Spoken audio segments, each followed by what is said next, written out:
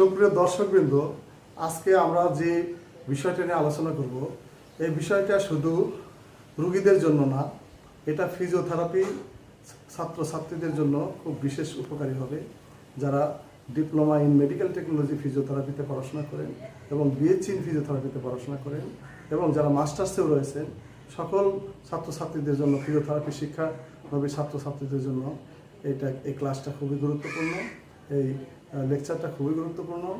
আশা করি এই লেকচার থেকে আমরা অনেক বিষয় কিছু জানতে পারবো। আমরা এই লেকচারে আলোচনা করব যে কিভাবে স্ট্রোক হচ্ছে, অর্থাৎ স্ট্রোকের প্যাথোফিজিও কন্ডিশন নিয়ে আমরা আলোচনা করব। স্ট্রোকের কারণ কি সেগুলো নিয়ে আলোচনা করব। স্ট্রোক সাধারণত হলে কি কি কমপ্লিকেশন দেখা দিতে পারে সেগুলো নিয়ে আলোচনা করব। এই ইসকেমিক স্ট্রোক এবং হেমোরেজিক স্ট্রোক কি, এর ভিতরে পার্থক্য কী, এবং এই স্ট্রোক হলে কোনটা ইসকেমিক স্ট্রোক এবং কোনটা হেমোরেজিক স্ট্রোক কীভাবে আমরা ডিফারেন্সিয়াল ডায়াগনোসিস করে ফেলবো ক্লিনিক্যালি, এবং এই স্ট্রোক হলে কি কি ধরনের জটিলতা সৃষ্টি হতে পারে, এবং এই স্ট্রোক হলে যে স্পাস্টিসিটি ডেভেলপ করে এই স্পাস্টিসিটি কীভাবে আমরা রিডিউস করব, এই বিষয়গুলো নিয়ে আমরা এই লেকচার ক্লাসে আলোচনা করব। আশা করি আপনারা এই লেকচার ক্লাস মন দিয়ে শুনবেন এবং পুরো ভিডিওটা দেখবেন। এবং যারা আমার এই ইয়েতে সাবস্ক্রাইব করেন, চ্যানেলটিকে সাবস্ক্রাইব করেন নাই, আশা করি আপনারা সাবস্ক্রাইব করবেন এবং পুরো ভিডিওটা মন দিয়ে দেখবেন, তাহলে আপনাদের অনেক কাজে আসবে। ধন্যবাদ।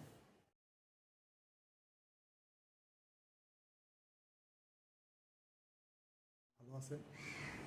আজকে আমাদের আলোচনার বিষয় স্ট্রোক কি এবং কি পরিমাণ স্ট্রোক আক্রান্ত হচ্ছে সারা বিশ্বে, তার এপিডেমিওলজি, এবং স্ট্রোকে কী ধরনের ডিসএবিলিটি হচ্ছে এবং এই ডিসএবিলিটি নিয়ে কত পার্সেন্ট মানুষ পৃথিবীতে বেঁচে আছেন এবং কর্মক্ষম হয়ে আছেন। তাছাড়াও কিভাবে আমরা স্ট্রোক রোগীকে ফিজিওথেরাপি চিকিৎসা এবং রিহ্যাবিলিটেশন করে তাকে ডিসেবল থেকে অ্যাবলে রাখবো, সে বিষয়গুলো নিয়ে আমরা আলোচনা করব। আমরা প্রথমেই জেনে নেই যে এই যে স্ট্রোক, এই স্ট্রোকের কত পার্সন বা রেসপন্ডেন্ট আর সাফার।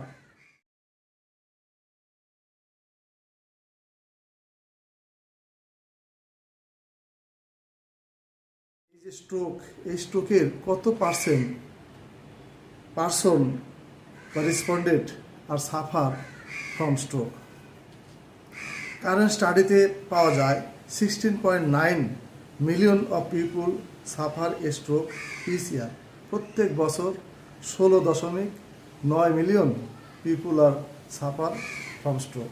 স্ট্রোকে আক্রান্ত হয়ে মানুষ কেউ কেউ ডিজেবল হয়ে যাচ্ছে, কেউ ইমেচিউর মৃত্যুবরণ করছে। স্ট্রোক এমন একটা ডিজিজ, এটা একটা কমন এবং important causes for immature death and disability. এই স্ট্রোক সাধারণত আমরা লক্ষ্য করেছি স্টাডিতে পাওয়া যায় যে লো অ্যান্ড মিডল কান্ট্রিতে সাধারণত বেশি পাওয়া যায়, এবং উন্নত দেশগুলিতে স্ট্রোকের সাথে তাদের আরও ডাবল বার্ডেন কিছু ডিজিজ লক্ষ্য করা যায়। আমরা স্টাডিতে দেখছি 87% of people are suffer ischemic stroke. এই ইসকেমিক স্ট্রোকের সংখ্যাই বেশি, আর 93% of people are suffer sudden numbness and on side of the body। অর্থাৎ 93% পেশেন্ট যখন আক্রান্ত হয়, স্কিমে আক্রান্ত হয়, তখন তাদেরকে লক্ষ্য করা যাচ্ছে যে তারা হাফ অফ দি বডি নাবনেস অনুভব করছে। আর 38% আর পিপুল যে সাফার, এরা সমস্ত সিমটম নিয়ে এই স্ট্রোকের লক্ষণটা প্রকাশ করে থাকেন।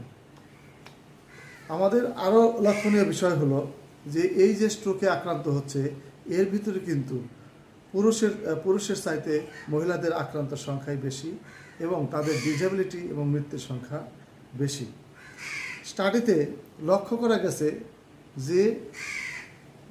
যে ধরনের পেশেন্ট, স্ট্রোক পেশেন্ট যতগুলো ডিসএবিলিটিতে ভুগছেন, তাদের মূল কারণ হলো দ্রুত ফিজিওথেরাপি চিকিৎসা এবং রিহ্যাবিলিটেশন চিকিৎসা না নেওয়ার কারণ। এই ফিজিওথেরাপি এবং রিহ্যাবিলিটেশন চিকিৎসা না নেওয়ার কারণে দীর্ঘদিন যাবৎ বডিতে স্পাস্টিসিটি এবং প্লাস্টিসিটি ডেভেলপ করার কারণে সে ডিসএবিলিটিতে ভুগতেছেন এবং তার শরীরের বিভিন্ন অঙ্গ প্রত্যঙ্গ বিভিন্ন জয়েন্টগুলো স্টিফনেস হয়ে যাচ্ছে এবং কন্ট্রাকচার হয়ে যাচ্ছে। পরে তারা ডিসএবিলিটি প্লাস্টিসিটি এবং প্লাস্টিসিটি ডেভেলপ করার কারণে সে ডিসএবিলিটিতে ভুগতেছেন এবং তার শরীরের বিভিন্ন অঙ্গ প্রত্যঙ্গ বিভিন্ন জয়েন্টগুলো স্টিফনেস হয়ে যাচ্ছে এবং কন্ট্রাকচার হয়ে যাচ্ছে। পরে তারা ডিসএবিলিটি নিয়ে জীবনযাপন করছেন।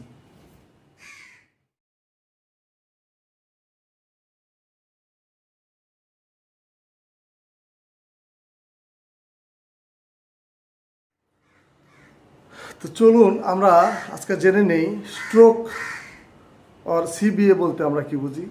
স্ট্রোকের আরেকটা নাম হলো সেরিব্রোভাস্কুলার অ্যাটাক। এই সেরিব্রোভাস্কুলার অ্যাটাক অথবা স্ট্রোক বলতে আমরা কি বুঝি? আমরা জানি যে আমাদের শরীরের সমস্ত ব্লাড সাপ্লাই ব্লাড ব্রেন ব্যারিয়ারের মাধ্যমে ব্রেনে সাপ্লাই হয় এবং ফলে ব্রেন টিস্যুগুলো সতেজ থাকে এবং সকল ধরনের সিস্টেম অর্গানগুলোকে ফাংশনিং করে থাকে।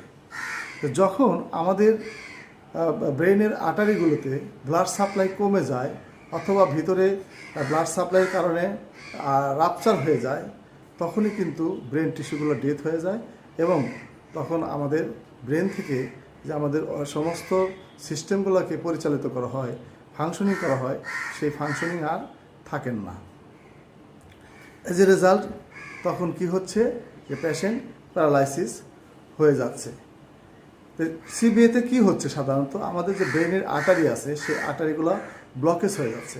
সেই ব্লকেজের কারণ বিভিন্ন রকমের হতে পারে, যেমন ব্লাড প্রেশার থাকলে ডায়াবেটিস পেশেন্টদের হয়ে থাকে, কোলেস্ট্রল রক্তে যদি বেশি পরিমাণ কোলেস্ট্রল থাকে তাহলে হয়ে থাকে, স্মোকিং করলে হয়ে থাকে। আর কী কী কারণ হয়ে থাকে? যে মহিলাদের সাধারণ যারা কন্ট্রাসেপটিভ পিল ইউজ করে থাকেন তাদের বেলায় এটা একটা রিস্ক ফ্যাক্টর। এই যে স্ট্রোক আমরা লক্ষ্য করে থাকি, এই স্ট্রোকের দুই ধরনের স্ট্রোক হয়ে থাকে। টাইপস অফ স্ট্রোক যদি বলি, আমরা বলি ইসকেমিক স্ট্রোক, আরেকটা হলো হেমারেজিক স্ট্রোক। ইসকেমিক স্ট্রোক হলো যে আমরা প্রথমেই বলেছি যে আমাদের ব্রেনের আর্টারি দিয়ে ব্লাড সাপ্লাইটা কমে যায়, ইনঅ্যাডিকুয়েট ব্লাড সাপ্লাই।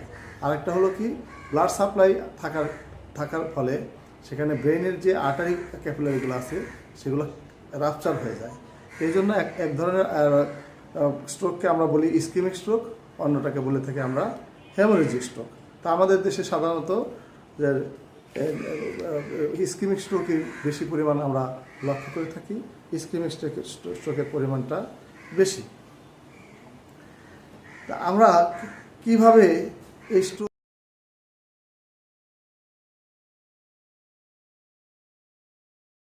পেশেন্টকে ক্লিনিক্যালি ডায়াগনোসিস করব?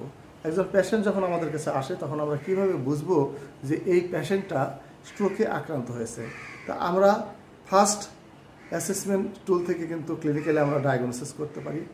আমরা কি ডায়াগনোসিস করতে পারি? যে প্রথমে এফতে হলো ফেসিয়াল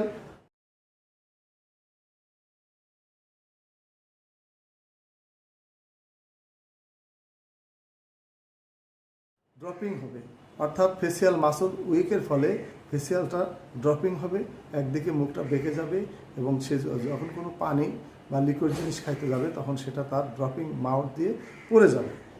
2 নম্বরে হবে কি, আর্মের মাসল উইক হবে, এক সাইডের শরীরের body, half of the body আর্মের মাসলটা উইক হবে। পেশেন্টকে যদি বলা হয় যে আপনার হাতটা রাইজিং করেন, উপরের দিকে উঠান, তখন পেশেন্ট সেটা উঠাইতে পারবে, কিন্তু হয়তো তার মাসল দুর্বল থাকবে অথবা সে উঠাইতে পারবে না এবং মাসল উইক হয়ে থাকবে। তারপরে হলো স্পিচের প্রবলেম হয়, এসতে হলো স্পিচ প্রবলেম হয়। সে তাকে কথা বলার জন্য যদি বলা হয় যে আপনি কথা বলুন, তখন কিন্তু সে সঠিকভাবে আমরা যেমন কথা বলছি এইভাবে বলতে পারবে না, তখন তার স্লাউস ভয়েসে সে কথা বলবে। তারপরে হলো টাইমিংয়ে বলা আছে যে একজন পেশেন্ট যখন আমরা ক্লিনিক্যালি ডায়াগনোসিস করতে পারলাম যে এই পেশেন্টটা স্ট্রোকে আক্রান্ত হয়েছে, তখন খুব দ্রুত এই পেশেন্টকে রেফার করতে হবে। তাহলে এখন আমরা ক্লিনিক্যালি জানতে পারলাম যে কীভাবে পেশেন্টটাকে আমরা অ্যাসেসমেন্ট করব। তো এই পেশেন্টের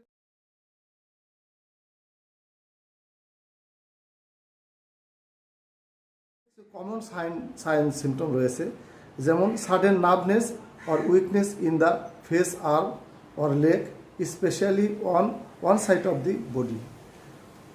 হঠাৎ করে শরীরের একটা অংশে নার্ভনেস দেখা দিবে, প্যারেস্থেশিয়া দেখা দিবে। সেই নার্ভনেস এবং প্যারেস্থেশিয়া হঠাৎই দেখা দিবে এবং উইকনেস দেখা দিবে, এবং সাধারণত শরীরের একটা অংশ দেখা দিবে। Sudden confusion, trouble speaking or difficulty under the standing speech. সে হঠাৎ করেই সে হাঁটতে পারবে না এবং কথা বলতে পারবে না, তার ট্রাবল দেখা দিবে, কনফিউশন দেখা দিবে যে সে কীভাবে হাঁটবে, কী চিন্তা করবে, কিভাবে সেই নর্মাল চিন্তাধারা, নর্মাল থিঙ্কিং এবং নর্মাল চলাফেরা এবং মানুষের সাথে কথা বলার যে একটা আর্টিকুলেশান, সেটা সেই পেশেন্টের থাকবে না। ফলে তার লোকোমোশন প্রবলেম দেখা দিবে। Sudden trouble seeing in one or both eyes, অর্থাৎ এই পেশেন্টটা হঠাৎ করে সে চোখে দেখতে কম পাবে। সে একটা চোখে হতে পারে, আবার ডাবলে চোখেও হতে পারে, তার চোখে দেখার সমস্যা হবে। Sudden trouble walking, dizziness, loss of balance and lack of coordination, অর্থাৎ এই পেশেন্টটার হঠাৎ করেই তার ওয়াকিংয়ে বা রানিংয়ে বা সিটিংয়ে তার ব্যালেন্স থাকবে না, তার কোঅর্ডিনেশন কমে যাবে। এই যে ফার্স্ট কি অ্যাসেসমেন্ট, তাহলে আমরা কিছু কিছু বিষয় লক্ষ্য করলাম যে পেশেন্টের নার্ভনেস থাকবে, কোথায় থাকবে, তার ফেসে থাকবে এবং আর্মে থাকবে, ওয়াকিংয়ে থাকবে, হাফ অফ দি বডিতে তার নার্ভনেস থাকবে, কনফিউশন থাকবে। এই কনফিউশন থাকার কারণে সে থিঙ্কিং করতে পারবে না, টাস্কিং যে আমরা যে কাজ করি, কাজের চিন্তা ভাবনাগুলো করতে পারবে না, স্পিকিংয়ে তার প্রবলেম হবে। তারপরে সে ট্রাবল হবে সিইং, সে চোখে দেখার সমস্যা হবে, ট্রাবল ব্যালেন্স আর কোঅর্ডিনেশন। আর কি হবে, change in mood and behaviour, তার বিহেভিয়ার এবং মুডও কিন্তু চেঞ্জ হয়ে যাবে। তো এই সমস্তগুলো দেখে কিন্তু আমরা বুঝতে পারবো যে এটা একটা স্ট্রোকের লক্ষণ, ইসকেমিক স্ট্রোক বা স্ট্রোকের লক্ষণ। তো এই স্ট্রোকের ভিতরে আরেকটা টার্ম রয়েছে TIA, ট্রান্সাইট ইসকেমিক অ্যাটাক। এটা কি 24 ঘন্টার মধ্যেই এটা আবার অটোমেটিক ভালো হয়ে যায়।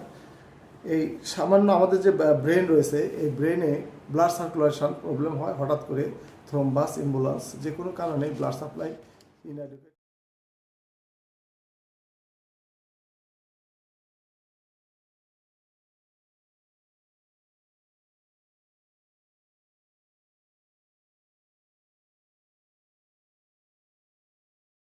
রয়েছে TIA, ট্রান্সাইট ইসকেমিক অ্যাটাক। এটা কি 24 ঘন্টার মধ্যেই এটা আবার অটোমেটিক ভালো হয়ে যায়। এই সামান্য আমাদের যে ব্রেন রয়েছে, এই ব্রেনে ব্লাড সার্কুলেশন প্রবলেম হয় হঠাৎ করে, থ্রোম্বাস, এম্বুলেন্স, যে কোনো কারণে ব্লাড সাপ্লাই ইনঅ্যাডিকুয়েট হওয়ার কারণে হঠাৎ করে তার ব্রেন টিস্যু আক্রান্ত হয়ে থাকে। ফলে নার্ভনেস এবং নার্ভনেস দেখা দেয় এবং প্যারালাইজ ভাব দেখা যায়। এটা কোনো চিকিৎসা না করেই কিন্তু এই পেশেন্ট খুব দ্রুত ভালো হওয়া সম্ভব। তবে তার যদি ব্লাড প্রেশার, ডায়াবেটিস, অন্যান্য উচ্চ রক্তচাপ এগুলো যদি থাকে, তাহলে অবশ্যই সেগুলোকে হসপিটালাইজড করে কারেকশন করে নিতে হবে। What are the effects of stroke? এই স্ট্রোকে যদি আমাদের কি হয়, আমরা তো আগেই বলেছি যে স্ট্রোকে এফেক্টস হয় যে আমাদের যে ব্রেন রয়েছে, ব্রেনের সার্কেল অফ হুইল, যেখান দিয়ে ব্লাড সাপ্লাই হয় ব্রেনে, এবং ব্রেনে আমাদের আর্টারি ক্যাপিলারিগুলো আছে, সেই আর্টারি ক্যাপিলারিতে ইনঅ্যাডিকুয়েট ব্লাড সাপ্লাইয়ের ফলে আমাদের ব্রেন টিস্যুগুলো ড্যামেজ হয়ে যায় অথবা ডেথ হয়ে যায়। ফলে আমাদের যে বডির অন্যান্য সিস্টেমগুলো রয়েছে, সেই সিস্টেমগুলোকে ফাংশনিং করতে পারে না, ফলে পেশেন্ট প্যারালাইজ হয়ে যায়। কারণ হলো complex organ of control to body various function. কী করে ব্রেন, কী করে বডির সমস্ত সিস্টেমগুলোকে ফাংশনিং করে থাকে। তো কোনো কারণে যদি আমাদের ব্রেনের সার্কুলেশনে প্রবলেম হয়, তাহলে আমাদের এই সমস্যাগুলো হয়ে থাকে।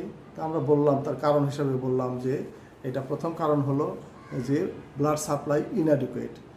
এর কারণ হলো যে আমাদের শরীরে যদি অতিরিক্ত কোলেস্টেরল থাকে, ব্লাড সুগার বেশি থাকে, এবং ওই পেশেন্ট যদি তার স্মোকিং করে থাকে এবং ফিমেল পেশেন্ট তাদের কন্ট্রাসেপটিভ দীর্ঘদিন ব্যবহার করার কারণে কিন্তু এটা হয়ে থাকে। তা আমরা কিভাবে এই স্ট্রোক পেশেন্টকে অ্যাসেসমেন্ট করব? স্ট্রোক পেশেন্টকে আমরা ক্লিনিক্যাল অ্যাসেসমেন্ট করি ফার্স্ট অ্যাসেসমেন্ট টুল দ্বারা, এবং আমাদের ক্লিনিক্যাল ডিফারেন্সিয়াল ডায়াগনোসিস করে আমরা এই স্ট্রোক পেশেন্ট অ্যাসেসমেন্ট করতে পারি। আর আমরা রেডিওলজিক্যাল ফাইন্ডিংসে যেতে পারি, সেখানে সিটি স্ক্যান এবং এমআরআই করে কোন নার্ভ, ব্রেনের কোন নার্ভে অবস্ট্রাকশন আছে, কোথায় বা ব্লাড সাপ্লাই কমে যাচ্ছে এবং কোন ব্রেন টিস্যু ড্যামেজ হচ্ছে, সেগুলো ডায়াগনোসিস করা খুবই সহজ। এছাড়াও আমরা ব্লাডের কিছু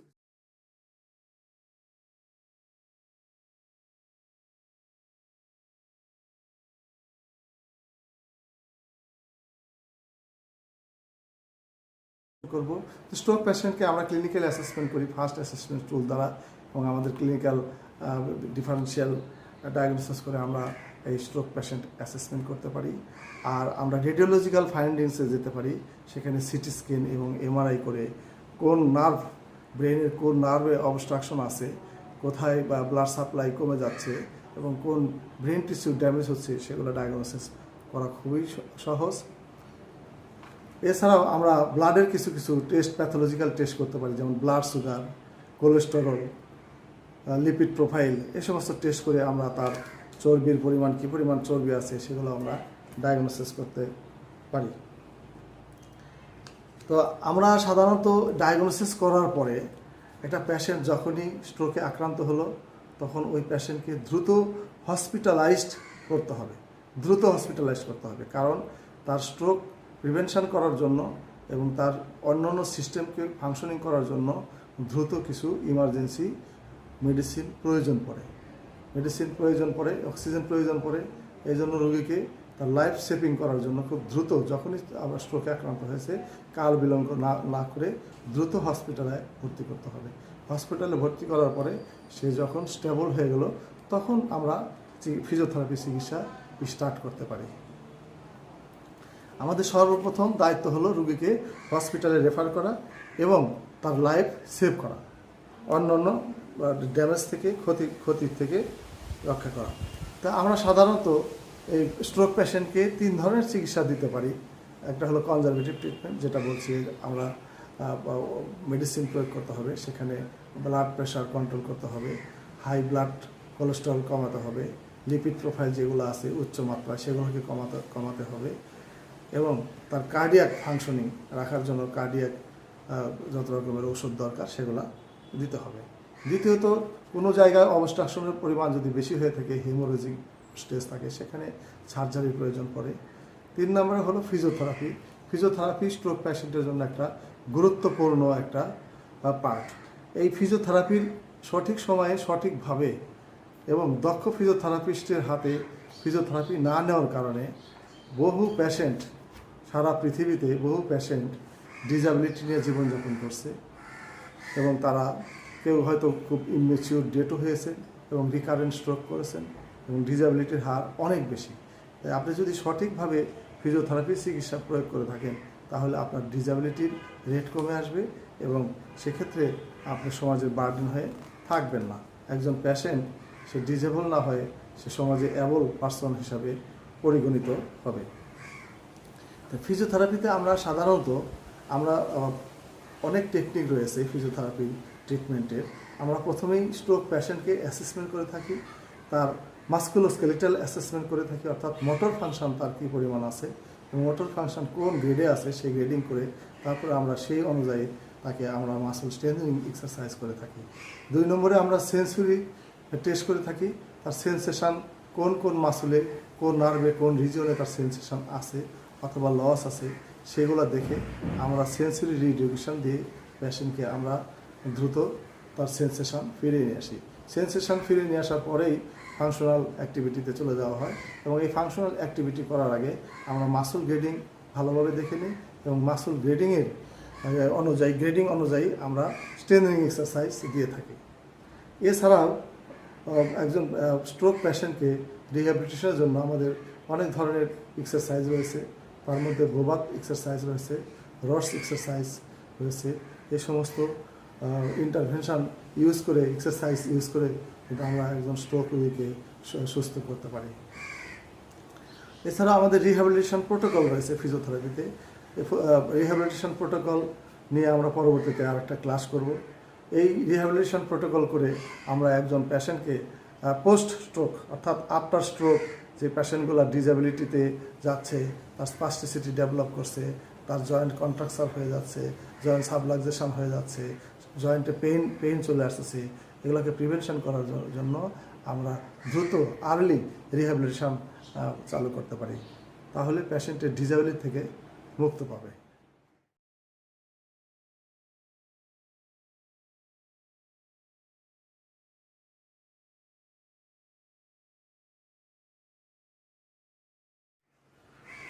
স্ট্রোক রোগীর চিকিৎসা দেওয়ার আগে আমাদের সর্বপ্রথম স্ট্রোক রোগীকে ভালোভাবে অ্যাসেসমেন্ট করতে হবে। যত ভালোভাবে সঠিকভাবে প্রপারলি অ্যাসেসমেন্ট করা হবে, তত দ্রুত রোগ নির্ণয় করা আমাদের পক্ষে সম্ভব হবে। আর ভালো অ্যাসেসমেন্টে আমাদেরকে একটা ভালো চিকিৎসা দিতে পারে এবং রোগীর গুড প্রগনোসিস এনে দিতে পারে। তাহলে আমরা ইন জেনারেল রোগীর কী বিষয়গুলোকে অ্যাসেসমেন্ট করে থাকি, কোন কোন বিষয়গুলোকে আমরা রোগীর অ্যাসেসমেন্ট করে থাকি অ্যাজ এ ফিজিওথেরাপিস্ট হিসাবে। আমরা সর্বপ্রথম সেন্সরি টেস্ট করে থাকি, তার কোন আপার এক্সট্রিমিটি, লোয়ার এক্সট্রিমিটি এবং তার শরীরের যেই গুরুত্বপূর্ণ অংশ রয়েছে, সেন্সরি পয়েন্ট রয়েছে, সেই পয়েন্টগুলোকে আমরা টেস্ট করে থাকি। অর্থাৎ আমরা এখানে বলে থাকি কি সেন্সরি পয়েন্ট, সেই কি সেন্সরি পয়েন্ট আমরা এখানে টেস্ট করে থাকি। তারপরে আমরা মোটর ফাংশন টেস্ট করে থাকি, এখানে কি মাসুল টেস্ট করে থাকি, সেই মাসুল কোন গ্রেডিংয়ে আছে সেই গ্রেডিংগুলো আমরা দেখি। এরপরে আমরা পোস্চার দেখি, পেশেন্টের পোস্চার ঠিক আছে কিনা, অ্যালাইনমেন্ট ঠিক আছে কিনা। পোস্চার দেখতে গিয়ে আমাদের দেখতে হয় যে পেশেন্টের আপার এক্সট্রিমিটি, আপার ট্রাঙ্ক, শোল্ডার জয়েন্ট এগুলোর অ্যালাইনমেন্ট ঠিক আছে কিনা, হেড নেক অ্যালাইনমেন্ট ঠিক আছে কিনা, তার টোটাল স্পাইনের অ্যালাইনমেন্ট ঠিক আছে কিনা এবং তার লোয়ার লিমের হিপ, নি, অ্যাঙ্কেল এই অ্যালাইনমেন্টগুলো ঠিক আছে কিনা, এই বিষয়গুলো আমরা লক্ষ্য করি।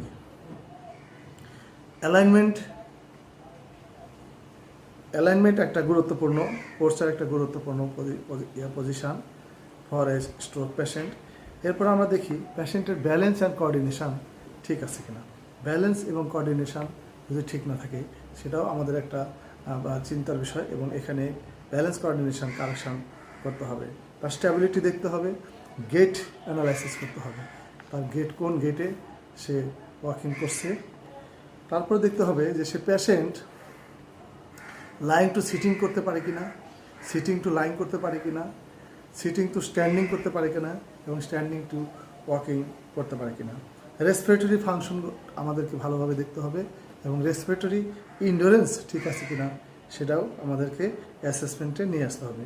নিউরোলজিক্যাল ইন্ডোরেন্স কী পরিমাণ আছে, কার্ডিয়াক ইন্ডোরেন্স কী পরিমাণ আছে এবং রেসপিরেটরি ইন্ডোরেন্স তার কী পরিমাণ আছে, এগুলো আমাদেরকে নিয়ে আসতে হবে।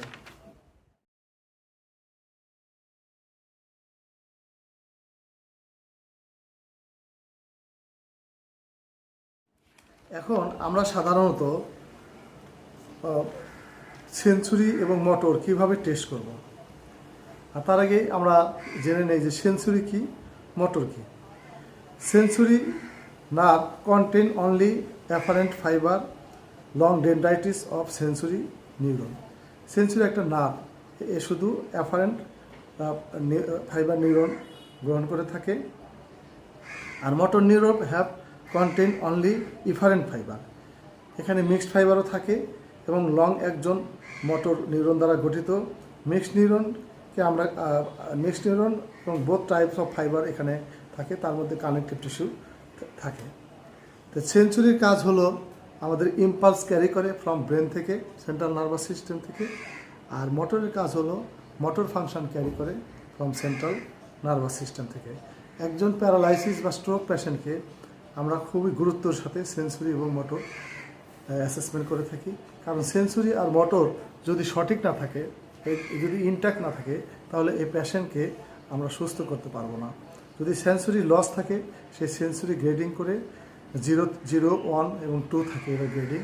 এই গ্রেডিং করে আমরা ঠিক সেইভাবে সেন্সরি রিএডুকেশনের কথা চিন্তা করে থাকি। এবং মোটর ফাংশন যদি লস থাকে, কোন লেভেলে মোটর ফাংশন লস আছে সেই লেভেল এবং কোন মাসুল কোন নার্ভ ইনারভেশন আছে সেটা অ্যাসেসমেন্ট করে আমরা তখন সেখান থেকে ট্রিটমেন্ট ব্যবস্থা চিন্তা করতে পারি। এখন আমরা একটু বলে নেই যে সেন্সরি আর মোটর এই দুটার মধ্যে পার্থক্যটা কী। সেন্সরির মধ্যে সেন্সরি হলো সেন্সরি ইম্পালস ক্যারি করে ফ্রম সেন্ট্রাল নার্ভাস সিস্টেম থেকে, আর মোটর হলো মোটর ক্যারি করে ফ্রম সেন্ট্রাল নার্ভাস সিস্টেম থেকে। আর এই sensory located dorsal root ganglion of the spinal nerve, আর sensory motor located ventral root of the spinal nerve. এই সেন্সরিকে পাওয়া যায় found in eye, skin, ear, tongue and nose পাওয়া যায়, আর মোটরকে পাওয়া যায় মাসুল অ্যান্ড গ্ল্যান্ডের ভিতরে।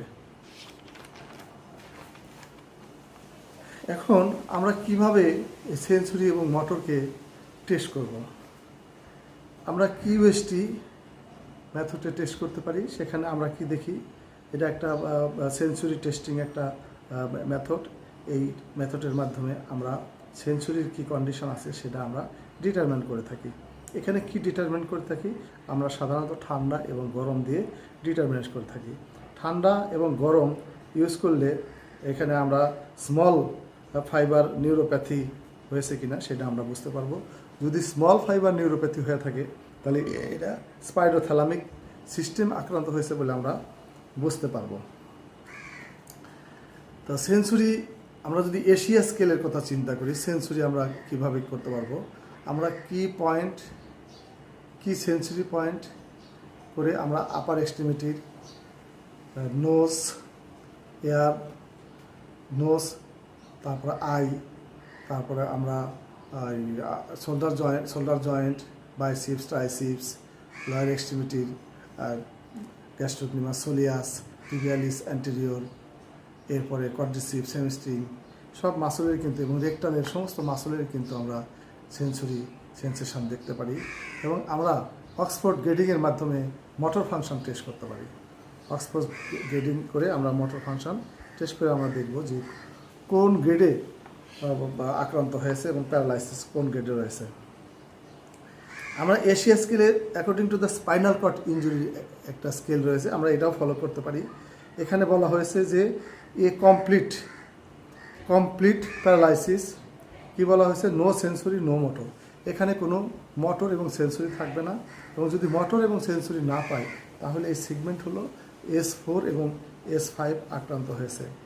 এখানে আরেকটা বলা হয়েছে B incomplete, sensory present but no motor function. এখানে সেন্সরি আছে বাট মোটর ফাংশন নাই। সিতে বলা হয়েছে incomplete, motor function is preserved below the neurological level. এখানে মোটর ফাংশন আছে বিলো দ্য নিউরোলজিক্যাল লেভেল, এবং সেখানে মাসল গ্রেডিং 3 থাকতে পারে অথবা 3-র নিচে থাকবে, 3 থাকবে না, 3-র নিচে থাকবে। আর grade D, motor function is preserved neurological level, muscle grading more than or equal to 3, 3-র চেয়ে বেশি থাকতে পারে অথবা সমান থাকতে পারে। আর ইতে যদি আমরা গ্রেডিং করে থাকি এটাকে আমরা বলতেছি নর্মাল সেন্সরি। এই নর্মাল সেন্সরিতে এখানে আমাদের টেস্টিংয়ের কোনো প্রয়োজন হয় না। তাহলে আমরা সেন্সরিতে আমরা হেড, হিট, কোল্ড এবং পিন দ্বারা কিন্তু আমরা সেন্সেশন করে থাকি। আমরা আগেই বলেছি যে কি মাসল এবং কি সেন্সরি পয়েন্টকে আমরা টেস্ট করব।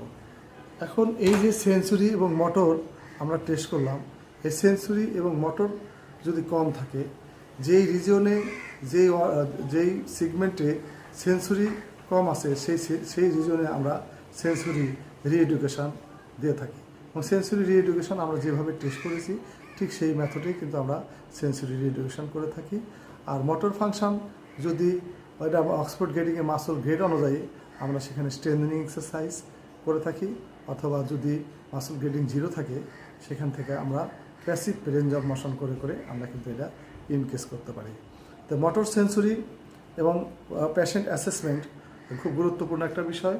এখানে আমাদের লক্ষ্য রাখতে হবে যে আমরা অনেক সময় রেসপিরেটরি ইন্ডোরেন্স তার আছে কি না কি নাই এটা টেস্ট করতে হবে, কারণ রেসপিরেটরি ইন্ডোরেন্স যদি তার সঠিক না থাকে তাহলে তার শ্বাসকষ্ট হবে এবং রোগীর ক্ষতিগ্রস্ত হবে। অতএব সেই ক্ষেত্রে আমাদের রেসপিরেটরি ইন্ডোরেন্স টেস্ট করতে হবে এবং প্রয়োজন বোধে সেই ইন্ডোরেন্স বাড়াইতে হবে। এরপরে কার্ডিয়াক আমাদেরকে অ্যাসেসমেন্ট করতে হবে। কার্ডিয়াক ইন্ডোরেন্সের বিষয়েও আমাদের ইন্ডোরেন্স স্ট্রেংথেনিং এক্সারসাইজ দিতে হবে। এরপরে রয়েছে মাসকুলোস্কেলেটাল ইন্ডোরেন্স। মাসকুলোস্কেলেটাল ইন্ডোরেন্স আমরা বলেছি যে মোটর ফাংশন টেস্ট করে কোন মাসুল কোন লেভেলে গ্রেড কম আছে সে গ্রেড থেকে আমাদেরকে ট্রিটমেন্ট মেথডে যেতে হবে এবং নিউরোলজিক্যাল ইন্ডোরেন্স আমাদের দেখতে হবে। এরপরে গেট অ্যানালাইসিস করে আমাদের দেখতে হবে সে কোন ধরনের গেট সাইকেল করতে অভ্যস্ত এবং সেখান থেকে আমাদেরকে আবার ট্রিটমেন্ট মেথডে যেতে হবে। মোট কথা, যদি সঠিকভাবে অ্যাসেসমেন্ট না করা হয় তাহলে কিন্তু আমাদের ফিজিওথেরাপির চিকিৎসা পদ্ধতিও ভুল হবে। কারণ আমার মাসেল গ্রেডিং হয়তো আছে 3, সেখানে আমি গ্রেডিং করলাম 2। এখানে যদি আমি 2 থেকে ট্রিটমেন্ট ব্যবস্থা শুরু করি তাহলে কিন্তু আমার পেশেন্ট উন্নতি হবে না। এবং সেন্সরি বিষয়টাই তাই। সেন্সরি যেখানে অ্যাবসেন্ট আছে সেখানে আমাকে সেন্সরি রিডাকশন চিন্তা করতে হবে, যেখানে প্রেজেন্ট আছে সেখানে তো সেন্সরি রিডাকশন প্রশ্নই ওঠে না। তো অতএব আমাদেরকে খুব গুরুত্বের সাথে অ্যাসেসমেন্ট পদ্ধতি ঠিক করতে হবে। তারপরে আমরা দেখব তার স্পাস্টিসিটি ডেভেলপ করছে কিনা। এই স্পাস্টিসিটিও আমরা গ্রেডিং করে দেখব যে কোন গ্রেডে স্পাস্টিসিটি আছে। স্পাস্টিসিটি যদি গ্রেডিং হয়ে থাকে, গ্রেডিং করে থাকি, তাহলে দেখা যাবে স্পাস্টিসিটি প্রাথমিক লেভেল অর্থাৎ গ্রেড 1-এ যদি থাকে খুব সহজেই কিন্তু আমরা এটাকে রিডিউস করতে পারবো। গ্রেড 2-তেও আমরা রিডিউস করতে পারবো। 3-4-এ গেলে তখন এটা একটা জটিল পর্যায়ে দাঁড়িয়ে যায়। তারপরেও যদি সঠিকভাবে ফিজিওথেরাপি চিকিৎসা প্রয়োগ করা হয় সেখানে স্পাস্টিসিটি রিডিউস হতে পারে। পেশেন্টের রেসপিরেটরিতে সমস্যা হয়, সেক্ষেত্রে আমরা ডিপ ব্রিথিং এক্সারসাইজ ইউজ করে থাকি। আমরা এই বিষয়ে পরবর্তী আবারও কথা বলবো ট্রিটমেন্ট পদ্ধতি নিয়ে। আমরা আপাতত আজকে এই পর্যন্তই। ধন্যবাদ।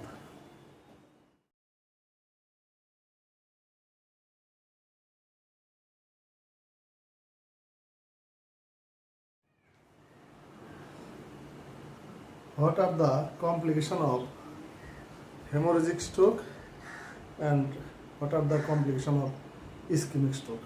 আজকে আমরা এটা নিয়ে কথা বলবো। তো কমপ্লিকেশন অফ ইসকিমিক স্ট্রোক, এই ischemic stroke high risk of neurologic and medical complication, খুব হাই রিস্কের হয়ে যায়। তার মধ্যে কি হয়, এটার যে আমাদের ব্রেইনের স্পেস আছে সেই স্পেসের ভিতরে ইডিমা তৈরি হয়। এখানে কি হয়, occupying oedema in the brain space. তারপরে ইপিলেপটিক সিজার হতে পারে, আর ডিপ ব্রেন থ্রম্বোসিস হতে পারে, এবং অন্যান্য সাইডেও মাসল উইকনেস হতে পারে, এগুলা হতে পারে। লাইফ থ্রেটেনিং কিছু কমপ্লিকেশন দেখা দিতে পারে। তার মধ্যে অ্যাকিউট কনজেস্টিভ অ্যাসপিরেশন নিউমোনিয়া, এটা খুবই মারাত্মক একটা কমপ্লিকেশান। এই কমপ্লিকেশান দেখা দিলে আমাদের যে রেসপিরেটরি আর্টারি এবং অ্যালভিওলাই আছে, যে সমস্ত আর্টারি অ্যালভিওলাই আছে, সেই জায়গাগুলোতে অ্যাকুমুলেশন জমে যায় এবং অ্যাকুমুলেশন জমে তার এয়ারওয়েটা ব্লক হয়ে যায়। ফলে কি হয়, সাধারণ শ্বাস প্রশ্বাস নিতে আমাদের খুব কষ্ট হয় এবং ব্লক থাকার কারণে আমাদের অক্সিজেনেরও ঘাটতি হয়, ফলে রোগীর লাইফ থ্রেটেনিং দেখা হয়। কার্ডিয়াক অ্যারিথমিয়া থাকলে তাকে কার্ডিয়াক অ্যারেস্ট হতে পারে সে পেশেন্ট, এটা খুব লাইফ থ্রেটেনিং। চেস্ট ইনফেকশন, যেহেতু তার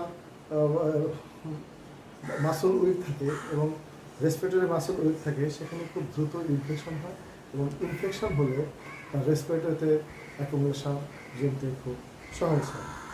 ডিপ ব্রেন থ্রম্বোসিস, যেটা আরও স্ট্রোকের গতিকে আরও বাড়িয়ে দেয়, সেখানে হার্ট ব্লক হতে পারে, নিউরোলজিক্যাল ডিফিসিট আরও বাড়তে পারে। ইপিলেপটিক সিজার হতে পারে, এটাও খুব মারাত্মক। এবং ফলস, আমরা ঘরে যে থাকে সেখানে সে উপর থেকে পড়ে যেতে পারে। এই জন্য আমাদের এই ক্ষেত্রে এখানে কী করতে হবে, প্রোটেক্টিভ ম্যাট ইউজ করতে হবে যাতে সে পিচ্ছিল পড়ে না যায়। হার্ট ফেলিওর হতে পারে, পালমোনারি এম্বোলিজম হতে পারে, অ্যান্ড রিকারেন্ট স্ট্রোক হতে পারে। এই সিরিয়াস কমপ্লিকেশনগুলো এবং এগুলো খুবই লাইফ থ্রেটেনিং। হেমোরেজিক স্ট্রোকের কমপ্লিকেশনগুলো কী কী হতে পারে? তা আমরা জানি যে হেমোরেজিক স্ট্রোক সাধারণত আমাদের ব্রেইনের যে ভেইন আছে, আর্টারি আছে, এগুলো কিন্তু রাপচার হয়ে যায়। রাপচার হয়ে যাওয়াকে আমরা বলি, এটা কীভাবে ব্রেনের ইনসাইডে হয়, এটাকে আমরা সাধারণত বলি ইন্টারসেরিব্রাল হেমোরেজ। ব্রেনের ভিতরে হেমোরেজ হচ্ছে, এটাকে আমরা বলতেছি ইন্ট্রাসেলুলার হেমোরেজ। তো হেমোরেজিক স্ট্রোকে সাধারণত কী কী কমন সাইন সিমটমগুলো দেখা যায়? কি হয়? Total limited loss of consciousness. এটা কনসিয়াসনেসটা লস হতে পারে, টোটালিও হতে পারে এবং কিছু পার্শিয়ালও হতে পারে। ভমিটিং থাকতে পারে, নশিয়া থাকতে পারে, সাডেন অ্যান্ড সিভিয়ার হেডেক থাকতে পারে। আমরা লক্ষ্য করি যে সমস্ত পেশেন্টের স্ট্রোক হওয়ার পরের অর্থাৎ আগের ইতিহাস খুব মাথা ব্যথা ছিল, প্রচণ্ড মাথা ব্যথা ছিল, সেই সমস্ত পেশেন্টকে আমরা কিন্তু ডায়াগনোসিস করতে পারি যে এই পেশেন্টের হেমোরেজিক স্ট্রোকে আক্রান্ত হতে পারে এবং তার বমিরও লক্ষণ ছিল। এই দুটা জিনিস কিন্তু গুরুত্বপূর্ণ ইসকেমিক স্ট্রোক থেকে আর হেমোরেজিক স্ট্রোক থেকে পার্থক্য করার জন্য। আমরা তো ইতিপূর্বে বললাম যে ইসকেমিক স্ট্রোকে কী হয়, ব্রেনের যে স্পেস আছে সেই স্পেসে ইডিমা ফর্মেশন করে। তাছাড়া আরও কী হতে পারে, সাডেন অ্যান্ড সিভিয়ার হেডেক হতে পারে, হঠাৎ মাথা ব্যথা, প্রচণ্ড মাথা ব্যথা এটা থাকতে পারে। Weakness or numbness in the face, leg and arm on side, শরীরের যে কোনো সাইডে উইকনেস থাকতে পারে, নার্ভনেস থাকতে পারে, যেটা ইসকেমিক স্ট্রোকের বেলাও এটা ছিল, থাকতে পারে। সিজার থাকতে পারে, ডিজিনেস থাকতে পারে, মাথা ঘোরাবে, মাথা ঘোরানোর কারণে সে মাথা তুলতে পারবে না, ডিজিনেস হতে পারে। Problem of speech or swallowing, তার কথা বলতে সমস্যা হবে এবং আমরা যে খাদ্য খাই সেই খাদ্য গিলতে প্রবলেম হবে, সোয়ালিংয়ে প্রবলেম হবে এবং পেশেন্ট কনফিউশনে ভুগতে থাকবে এবং ডিসওরিয়েন্টেশন হবে, যে কোনো কাজে সে তার মন স্থির করতে পারে না। ইনভলন্টারি মাসল টাইটনেস থাকতে পারে, এটাকে আমরা বলি স্পাস্টিসিটি ডেভেলপ। এই সমস্ত ক্ষেত্রে হেমোরেজিক পেশেন্টকে ইমিডিয়েট ট্রিটমেন্ট কিন্তু খুবই দরকার। ইমিডিয়েট ট্রিটমেন্ট না দিলে রোগীর লাইফ থ্রেটেনিং হতে পারে। এই জন্য আমরা রোগীকে দ্রুত হসপিটালাইজ করার চেষ্টা করব, ইমিডিয়েট ইমার্জেন্সি কেয়ারে আমরা পাঠাবো। কী করতে হবে? টু কন্ট্রোল ব্লিডিংটাকে খুব দ্রুত স্টপ করতে হবে। এই জন্য আমাদের যত দ্রুত আমরা হাসপাতালে রোগীকে পৌঁছাতে পারবো তত দ্রুত ব্লিডিং বন্ধ করা সম্ভব হবে এবং ব্লিডিং বন্ধ করলেই পেশেন্টের লাইফ থ্রেটেনিং অনেকটা কমে যাবে। যদি সিরিয়াস রকমের তার ব্রেন রাপচার হয়ে থাকে, ব্রেন টিস্যু ভেন বা আর্টারি রাপচার হয়ে থাকে বড় ধরনের, সেক্ষেত্রে কিন্তু আমাদের অপারেশন করা লাগতে পারে। অপারেশন করে সেটা ব্লিডিংটাকে কন্ট্রোল করা হয়। আর যদি রাপচারের পরিমাণটা যদি ছোট থাকে, এই ছোট অ্যামাউন্ট যদি ব্লিডিং হয়, সেক্ষেত্রে কিন্তু আমাদের অপারেশন দরকার পড়ে না। সেখানে সাপোর্টিভ কেয়ার দিলেই কিন্তু এই রোগীটা অনেকটা ভালো হওয়ার সম্ভাবনা থাকে। সাপোর্টিভ কেয়ারের মধ্যে কী থাকতে হবে? ইন্ট্রাভেনাস ফ্লুইড আমরা দিতে পারি, পেশেন্টকে প্রচুর রেস্টে রাখতে হবে। আর কি করতে হবে? যে সমস্ত মেডিকেল প্রবলেম দেখা দিচ্ছে, কমপ্লিকেশন দেখা দিচ্ছে, সেগুলোকে ম্যানেজ করতে হবে। ফিজিওথেরাপি চিকিৎসা দিতে হবে, অকুপেশনাল থেরাপি দিতে হবে এবং স্পিচ অ্যান্ড ল্যাঙ্গুয়েজ থেরাপি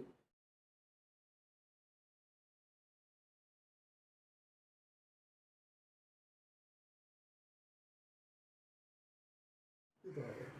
এই পেশেন্টের রিকভারি কীভাবে হয়? রিকভারি কিন্তু ডিপেন্ড করে according to the severity of স্ট্রোকের যে সিভিয়ারিটি সেখানে কিন্তু ডিপেন্ড করে। আরও ডিপেন্ড করে quantity and quality of rehabilitation. আমরা রিহ্যাবিলিটেশন দিচ্ছি, সেই রিহ্যাবিলিটেশন কতটুকু পরিমাণে দিচ্ছি আর সেই রিহ্যাবিলিটেশন কতটুকু কোয়ালিটি সম্পন্ন দিচ্ছি।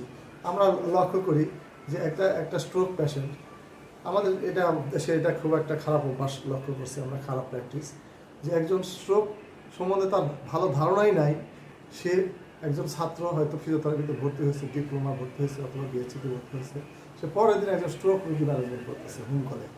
এটা আমি প্র্যাকটিস লাইফে দেখছি, এটা খুবই খারাপ। কারণ সে তার স্ট্রোক সম্বন্ধে তার তো নলেজই নেই, কিন্তু সে পেশেন্টকে দেখছেন। এক্ষেত্রে কি হচ্ছে, এই যে বললাম যে কোয়ান্টিটি অ্যান্ড কোয়ালিটি সম্পূর্ণ রিহ্যাবিলিটেশন যদি না হয়, সেক্ষেত্রে কিন্তু রোগীর প্রগনোসিস কোনো ক্রমে সম্ভব না, বরং আরও খারাপের দিকে হয়ে যাবে। কোয়ান্টিটি মানে এটাকে আমরা বলি ডোসিমেট্রি, অর্থাৎ কোন ধরনের এক্সারসাইজ কতবার আমরা দিব, কত রিপিটেশনে দিব, কতটুকু ফোর্সে দিব, সেগুলোই কিন্তু কোয়ান্টিটি। আর কোয়ালিটি হলো যে এভিডেন্স বেসড এক্সারসাইজ যে প্রোটোকল আছে, সেই প্রোটোকল মেনটেন করে এক্সারসাইজ দিচ্ছে কিনা। এটাকে প্রিভেন্টিং, খুবই দ্রুত প্রিভেন্টিং করতে হবে। প্রিভেন্টিং করার জন্য আমাদেরকে অবশ্যই ব্লাড প্রেশার যা ছিল পেশেন্টের, সর্বপ্রথম ব্লাড প্রেশার কন্ট্রোল করতে হবে। আর কন্ট্রোল করতে হবে যে সমস্ত রিস্ক ফ্যাক্টরের মধ্যে ছিল, সেই রিস্ক ফ্যাক্টরগুলো মডিফাই করতে হবে, মডিফাই করে দিতে হবে। রিস্ক ফ্যাক্টর কমাই দেওয়ার ফলে কিন্তু এই পেশেন্টের প্রিভেনশন করা সম্ভব। এখন আমরা জানব যে একজন স্ট্রোক পেশেন্টকে, আফটার স্ট্রোক পেশেন্ট, সেই পেশেন্টকে কীভাবে আমরা বাসায় হ্যান্ডেলিং করব অথবা বাসায় টেক কেয়ার।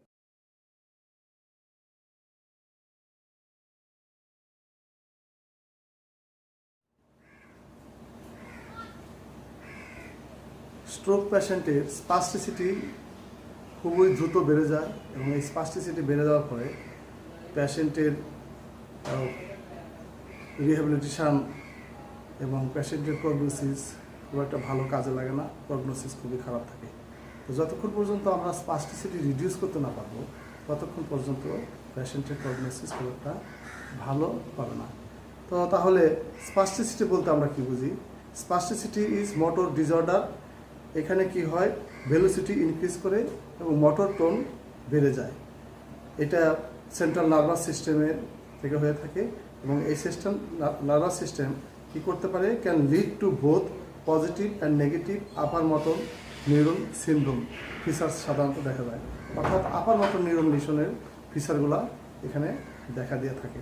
যেমন তার ডিপ টেন্ডন রিফ্লেক্স এক্সাজারেশন হতে পারে, তারপরে ক্লোনাস পজিটিভ হতে পারে, বেবি স্কিন সাইন পজিটিভ হতে পারে, এই সমস্ত বিষয়গুলো এখানে দেখা দিতে পারে। তো সাধারণত স্পাস্টিসিটি কোন কোন ডিজিজের ক্ষেত্রে হয়, শুধু যে স্ট্রোকের বেলায় স্পাস্টিসিটি হবে তা নয়, আরও অন্যান্য ডিজিজের কারণে কিন্তু স্পাস্টিসিটি ডেভেলপ করতে পারে।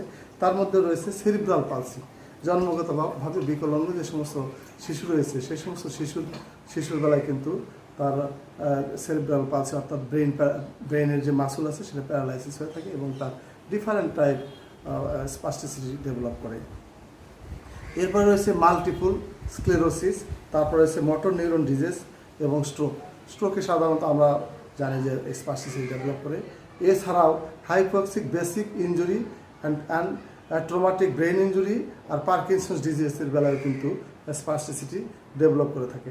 ট্রমাটিক ব্রেন ইনজুরি এবং হাইপক্সিক ব্রেন ইনজুরির বেলায় স্পাস্টিসিটি খুবই ডেভেলপ করে, এবং এই ক্ষেত্রে স্পাস্টিসিটি রিডিউস করতে না পারলে কিন্তু পেশেন্ট একদম ফ্লেকশন পজিশনে চলে যায়, তার ডিসকানেশিয়া হয়ে যায়।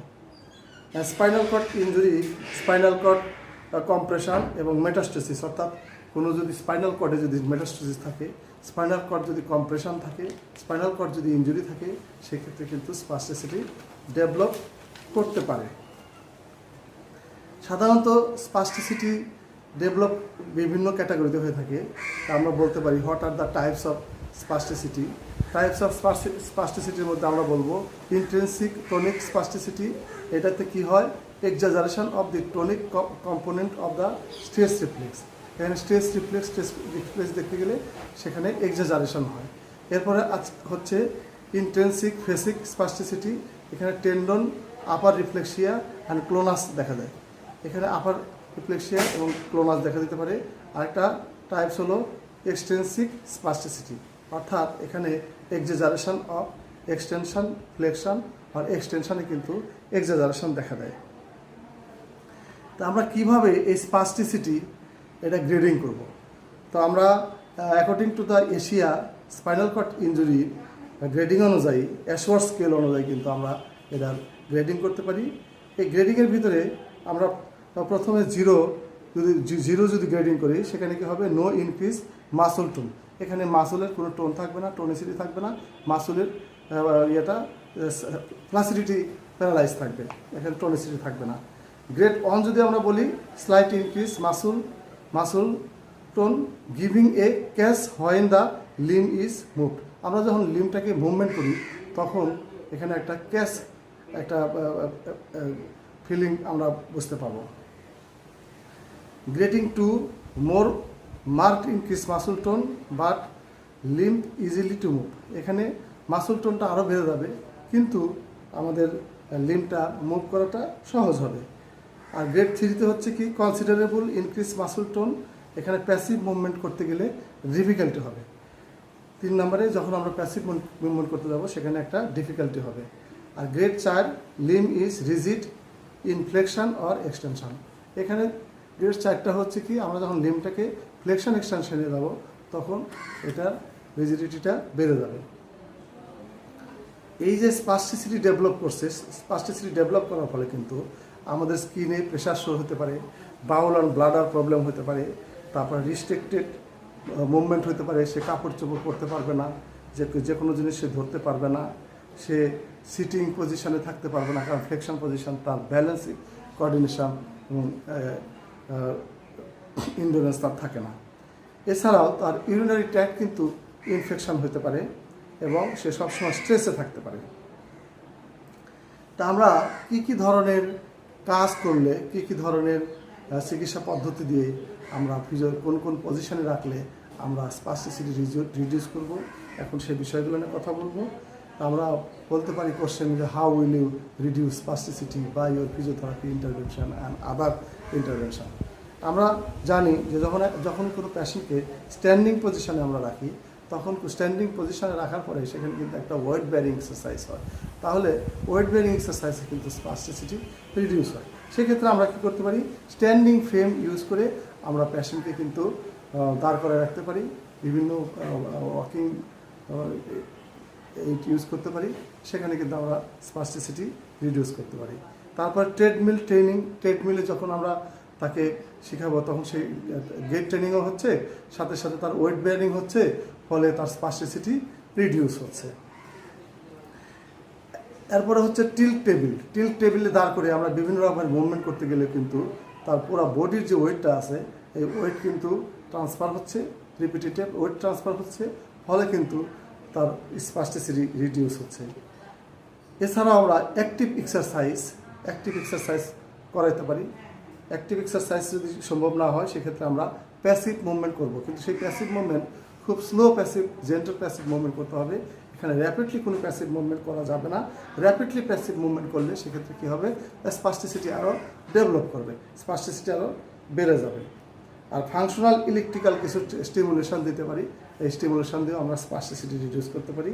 আর যেটা সবচেয়ে গুরুত্বপূর্ণ বিষয় খেয়াল রাখতে হবে যে সেটা হলো 24 আওয়ার্সের মধ্যে তার পজিশনিং ঠিক রাখতে হবে। 24 আওয়ার্সে অর্থাৎ প্রতি 2 ঘন্টা পর পর তার পজিশনিং কারেকশান করতে হবে।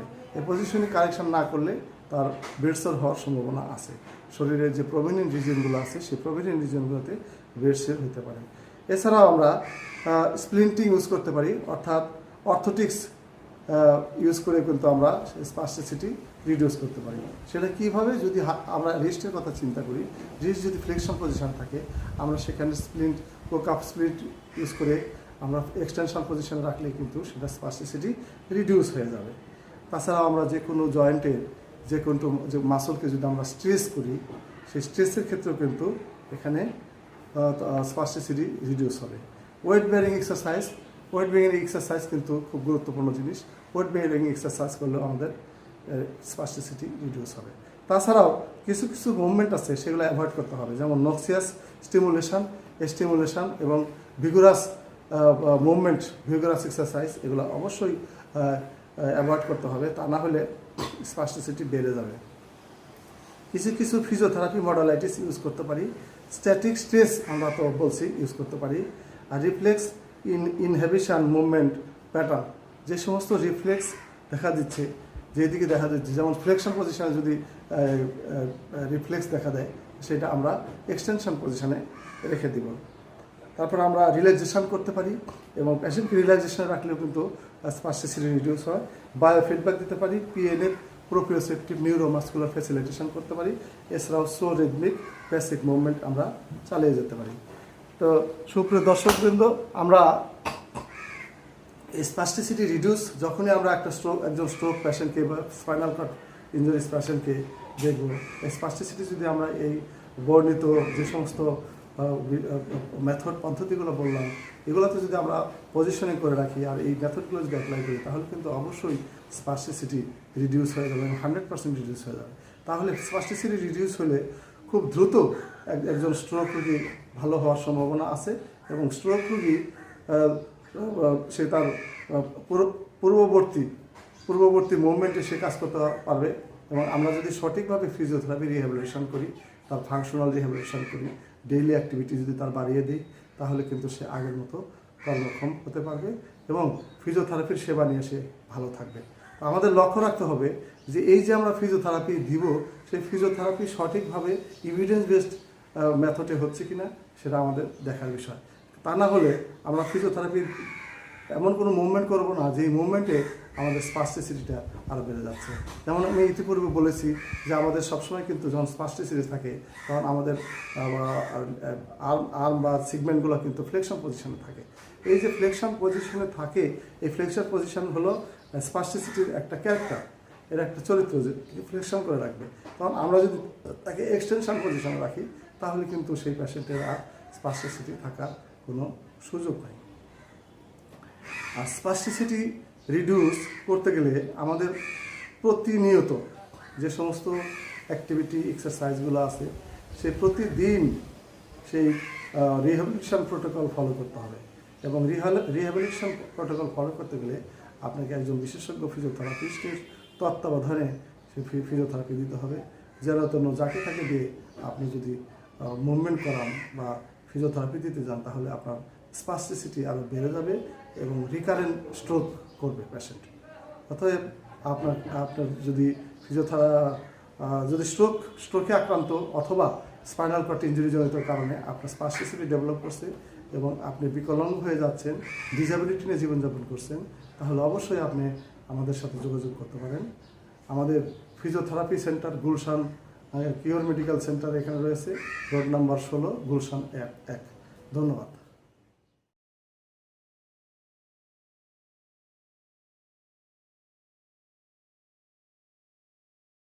আপনার স্ট্রোক পেশেন্ট, সেই পেশেন্টকে কীভাবে আমরা বাসায় হ্যান্ডেলিং করব অথবা বাসায় টেক কেয়ার করব, এটা খুবই গুরুত্বপূর্ণ একটা স্ট্রোক পেশেন্টের জন্য। আর এই স্ট্রোক পেশেন্টের প্রগনোসিস ডিপেন্ড করবে একমাত্র বাসায় কীভাবে তার টেক কেয়ার করা হচ্ছে, অর্থাৎ তার রিহ্যাবিলিটেশন কোয়ান্টিটি বা কোয়ালিটি কীরকম হচ্ছে এর উপর ডিপেন্ড করবে। এখানে সর্বপ্রথম আমরা যে জিনিসগুলা বাসায় খেয়াল রাখবো, সেগুলো হলো ইনকারেজ ডেইলি রিহ্যাবিলিটেশন এক্সারসাইজ, অর্থাৎ পেশেন্টকে প্রতিদিন এক্সারসাইজ করার জন্য রিহ্যাবিলিটেশন প্রোটোকল অনুযায়ী যে সমস্ত এক্সারসাইজ প্রেসক্রাইব করা আছে বিশেষজ্ঞ ফিজিওথেরাপিস্ট দ্বারা, সেই ক্ষেত্রে আপনাকে সেই প্রোটোকল অবশ্যই মেনটেন করতে হবে এবং রেগুলার এক্সারসাইজ করতে হবে। দিনে যদি 2 বার প্রেসক্রাইব করা থাকে, 2 বারই করতে হবে, এতে কোনো বাদ দেওয়া যাবে না। Don't do too much but be helpful. আপনি এমন ধরনের এক্সারসাইজ করবেন না, অনেক এক্সারসাইজ করা যাবে না, কিন্তু যে ধরনের এক্সারসাইজ প্রেসক্রাইব করা আছে যেটা তার চিকিৎসার জন্য হেল্পফুল, ঠিক সেটুকুই করতে হবে। এক্সারসাইজ করা যাবে না। টক উইথ সোশ্যাল ওয়ার্কার, এই পেশেন্টকে ক্যারিজাভারের সাথে সোশ্যাল ওয়ার্কারের সাথে কথা বলতে হবে। টক উইথ ওটি ফর হাউস মডিফিকেশন, অর্থাৎ অকুপেশনাল থেরাপিস্ট প্রয়োজন আছে যদি পেশেন্টের তার আর্গোনমিক চিন্তা করতে হয়, বিষয়গুলো চিন্তা করতে হয়, সে কীভাবে টয়লেটিং করবে, ব্রাশিং করবে, সে কীভাবে স্লিপিং করবে, ওয়াকিং করবে, এগুলোর বিষয়ে অবশ্যই একজন অকুপেশনাল থেরাপিস্টের সহযোগিতা নিতে হবে এবং তার হাউস মোটিভেশন করতে হবে। Keep record side effect of medicine, সে যে ওষুধগুলো খাচ্ছে সেই ওষুধগুলোতে কী ধরনের সাইড ইফেক্ট হচ্ছে সেগুলো ক্যারিজেভারে এবং রোগীর যারা লোকজন আছে, আত্মীয়স্বজন আছে, অবশ্যই তাদেরকে খেয়াল রাখতে হবে যে কোন ওষুধের সাইড ইফেক্ট হচ্ছে এবং তাৎক্ষণিক সেটা রিপোর্ট করতে হবে। টেক ফলস ভেরি সিরিয়াসলি, মানে অনেক বড় ধরনের যেন পড়তে না পারে, এদিকে অবশ্যই খেয়াল রাখতে হবে। যার জন্য আমরা নন স্লিপ ম্যাটস ইউজ করতে পারি এবং যে সমস্ত সারফেস ইউজ করলে পেশেন্ট পড়ে যাবে না, ফল হবে না, সেদিকে আমাদেরকে অবশ্যই খেয়াল করতে হবে, কারণ পেশেন্ট যদি পড়ে যায় রিকারেন্ট স্ট্রোক হতে পারে এবং বড় ধরনের একটা ক্ষতি হতে পারে। এই জন্য পেশেন্টকে অবশ্যই হল থেকে তাকে বিরত রাখতে হবে। Be supporting emotional healing after stroke. একজন পেশেন্ট যখন স্ট্রোক হয় তখন তার ইমোশনাল লেভেল এগুলো বেড়ে যায়, সেই ক্ষেত্রে ডিপ্রেশন এবং বিহেভিয়ার চেঞ্জ, অ্যাটিটিউড চেঞ্জ এগুলো হতে থাকে। সেই ক্ষেত্রে আমাদের সেই ইমোশনালকে সাপোর্টিং দিতে হবে, তার সাথে মিসবিহেভ করা যাবে না এবং তার ইমোশনকে সাপোর্টিং দিয়ে তার বিহেভিয়ার অ্যাটিটিউডটাকে কারেকশন করে আসতে হবে। টেক কেয়ার অফ দি ক্যারিজিভার, এটা অবশ্যই ক্যারিজিভার টেক কেয়ার করবে, ক্যারিজিভার এটা ভালোভাবে জেনে নেবে। তাছাড়াও দেখা যাচ্ছে যে স্ট্রোক পেশেন্টের অনেক সময় শোল্ডার সাবলাইজেশন হয়, বেশিরভাগ শোল্ডার সাবলাইজেশন হয় এবং অন্যান্য জয়েন্টের প্রবলেম হয়। সেই জন্য অবশ্যই জয়েন্ট সাপোর্টিং ডিভাইস ইউজ করতে হবে এবং সাথে সাথে যে সমস্ত কারণে স্ট্রোক হয়েছে, স্ট্রোক রিস্ক ফ্যাক্টর, সেগুলোকে মডিফাই করতে হবে। আর পেশেন্টকে মনে রাখতে হবে হায়ার রিকভারি ইজ এলো পসিবল মাস্ট বি বিলিভ। পেশেন্টকে অবশ্যই মনে রাখতে হবে যে এই আমার স্ট্রোক খুব দ্রুত ভালো হয়ে যাবে, এটা পেশেন্টের মনের ভিতরে ঢুকাইতে হবে। Monitor change and attitude and behaviour, এই অ্যাটিটিউড বিহেভিয়ার এগুলো তার কী ধরনের চেঞ্জ হচ্ছে এগুলোর দিকে লক্ষ্য করতে হবে এবং সেটা কারেকশন করতে হবে। সিক সাপোর্ট, সে যে অসুস্থ হচ্ছে এই অসুস্থতা আরও যদি কমপ্লিকেশন থাকে সেগুলোকে আমাদেরকে সুস্থ করে তোলার ব্যবস্থা করতে হবে এবং তাকে সব ধরনের সাপোর্ট দিতে হবে। পেশেন্টের যে রাইটস আছে সে সম্বন্ধে তাকে ধারণা দিতে হবে এবং তাকে সাপোর্ট দিতে হবে এবং সার্বক্ষণিক ক্যারিজিভার দ্বারা এই পেশেন্টকে টেক কেয়ার করতে হবে। এখন আমরা এই যে stroke patient, ischemic stroke, haemorrhagic stroke, আমরা বুঝতে পারলাম যে একজন ইসকেমিক স্ট্রোকের কী কী সাইন সিমটম থাকে এবং একজন হেমোরেজিক স্ট্রোকের কী কী সাইন সিমটম থাকে। আমরা যখন ফিজিওথেরাপি চিকিৎসা দিতে যাবো, আমরা যদি সঠিকভাবে এটা ডায়াগনোসিস করতে না পারি তাহলে কিন্তু আমাদের ফিজিওথেরাপিতে স্ট্রোকের লক্ষণ আরও বেড়ে যাবে, ভালো না হয় আর বেড়ে যাবে। কেন বলছি এটা? আমরা ইসকেমিক স্ট্রোকে কিন্তু আমরা বলছি যে এই ক্ষেত্রে কি হচ্ছে, এই ক্ষেত্রে কিন্তু আমাদের স্পেসের ভিতরে অ্যাকুমুলেশন হয়ে ইডিমা হচ্ছে, যে কোনো ধরনের ফ্লুইড জন্য ইডিমা হচ্ছে। আর কি হচ্ছে, সেখানে আগে কি হয়েছিল, ব্লাড সাপ্লাইটা কম ছিল। আর হেমোরেজিক স্ট্রোকে কিছু ব্লাড সাপ্লাই বেশি থাকার কারণে সেখানে আমাদের যে ব্রেন আর্টারি আছে সেগুলো রাপচার হয়ে গেছে। এই জন্য ফিজিওথেরাপির চিকিৎসার ট্রিটমেন্ট প্রটোকলও কিন্তু ভিন্ন হবে। এটা সঠিক ডায়াগনোসিস না হলে আমরা যখন ফিজিওথেরাপি চিকিৎসা দিতে যাব তখন কিন্তু আমাদের অনেক সমস্যা হবে। অতএব আমরা যখনই কোনো স্ট্রোক পেশেন্টকে হ্যান্ডেলিং করতে যাব তখনই আমরা ইতিপূর্বে যে সমস্ত আলোচনা করেছি, যে আমরা সেন্সরি দেখব, মোটর দেখব, তার গেট দেখব, তার রেসপিরেটরি দেখব, তার কার্ডিয়াক দেখব, তার নিউরোলজিক্যাল ইন্ডোরেন্স দেখব, মাসকুলোস্কেলেটাল ইন্ডোরেন্স দেখব, এসব দেখে এরপরে তার সাইকোলজিক্যাল ইমোশনাল যে অ্যাটিটিউড বিহেভিয়ারগুলো আছে সেগুলো দেখে আমরা তারপরে সেই পেশেন্টকে পিছনে ইডিমা হচ্ছে। আর কি হচ্ছে, সেখানে আগে কি হয়েছিল, ব্লাড সাপ্লাইটা কম ছিল। আর হেমোরেজিক স্ট্রোকে কিছু ব্লাড সাপ্লাই বেশি থাকার কারণে সেখানে আমাদের যে ব্রেন আর্টারি আছে সেগুলো রাপচার হয়ে গেছে। এই জন্য ফিজিওথেরাপির চিকিৎসার ট্রিটমেন্ট প্রটোকলও কিন্তু ভিন্ন হবে। এটা সঠিক ডায়াগনোসিস না হলে আমরা যখন ফিজিওথেরাপি চিকিৎসা দিতে যাব তখন কিন্তু আমাদের অনেক সমস্যা হবে। অতএব আমরা যখনই কোনো স্ট্রোক পেশেন্টকে হ্যান্ডেলিং করতে যাব তখনই আমরা ইতিপূর্বে যে সমস্ত আলোচনা করেছি, যে আমরা সেন্সরি দেখব, মোটর দেখব, তার গেট দেখব, তার রেসপিরেটরি দেখব, তার কার্ডিয়াক দেখব, তার নিউরোলজিক্যাল ইন্ডোরেন্স দেখব, মাসকুলোস্কেলেটাল ইন্ডোরেন্স দেখব, এসব দেখে এরপরে তার সাইকোলজিক্যাল ইমোশনাল যে অ্যাটিটিউড বিহেভিয়ারগুলো আছে সেগুলো দেখে আমরা তারপরে সেই পেশেন্টকে হ্যান্ডেলিং করব।